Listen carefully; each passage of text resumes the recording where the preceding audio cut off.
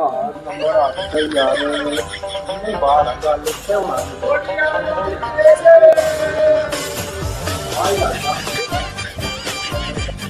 ਉਹ ਭਾਈ ਰੋਕ।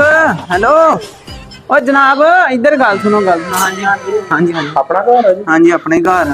ਅੱਛਾ ਤੁਸੀਂ ਘਰ ਮਾਲਕ ਇਸ ਘਰ ਦੇ? ਹਾਂਜੀ ਹਾਂਜੀ ਮਾਲਕ ਆ ਅਸੀਂ। ਹਾਂਜੀ ਮਾਲਕ ਤੁਸੀਂ? ਹਾਂਜੀ ਐਨੂੰ ਆਪਣੀ ਆ, ਐਨੂੰ ਸਾਰੀ ਮਾਰਕੀਟ ਆਪਣੀ ਆ। ਆਇਓ ਆਪਣਾ ਹੀ ਇਹ ਵੀ ਘਰ ਆਪਣਾ ਵਾ, ਨਾਲ ਦਾ ਵੀ ਆਪਣਾ ਹੀ ਆ। ਮਾਰਕੀਟ ਐਨੂੰ ਆਪਣੀ ਸਾਰੀ। ਤੁਸੀਂ ਕਿਉਂ ਪੁੱਛ ਰਹੇ ਆ? ਵੈਸੇ ਤੇ ਆਪਣੀ ਆ ਐਨੂੰ ਸਾਰੀ ਮਾਰਕੀਟ। ਇੱਧਰ ਸ਼ੌਪ ਦੀ ਮਾਰਕੀਟ, ਸਾਰੀਆਂ ਦੁਕਾਨਾਂ ਆਪਣੀਆਂ। ਅੱਛਾ ਅੱਛਾ ਵਾਹ। ਤੇ ਦੂਸਰਾ ਮਾਰਾ ਕਿੰਨੇ ਭਾਈ ਹੋ ਤੁਸੀਂ? ਅਸੀਂ ਭਾਈ 3 ਭਾਈ।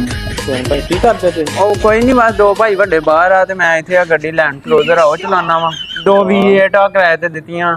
ਅੱਛਾ ਅੱਛਾ ਹਾਂਜੀ ਇਹ ਆ ਬਸ ਇਦਾਂ ਹੀ ਹੈ ਕੁਛ ਆ ਇੱਥੇ ਜੀ। ਬਸ ਬਹੁਤ ਵੈਸੇ ਜਗ੍ਹਾ ਲੈਣੀ ਹੈ ਨਾ ਨਾਲ ਦੀ। ਹੁਣ ਉਹ ਪਰਲੀ ਸਾਈਡ ਤੇ 3 ਪਲਾਟ ਵੀ ਕੱਢੇ ਆ। ਇਹ ਵੀ ਤੁਸੀਂ ਲੈਣਾ? ਇਹ ਵੀ ਲੈਣਾ ਯਾਰ। 4 ਕਰੋੜ ਰੁਪਇਆ ਮੰਗਣ ਡਿਆ ਵਾ। ਬਸ ਨਾ ਐਵੇਂ 300 ਤੇ ਗੱਲ ਰੁਕੀ ਆ।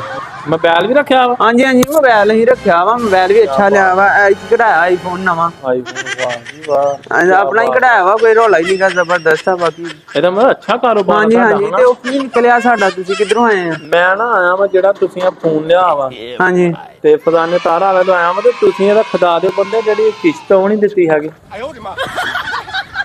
ਇਹ ਕਿਹਨੇ ਦੇਣੀ ਆ? ਦੇ ਦੂੰਗਾ। ਉਹ ਹਾਲਾਤ ਥੋੜੇ ਟਾਈਟ ਆ। ਤੁਹਾਡੇ ਹਾਲਾਤ ਟੈਟ ਆ।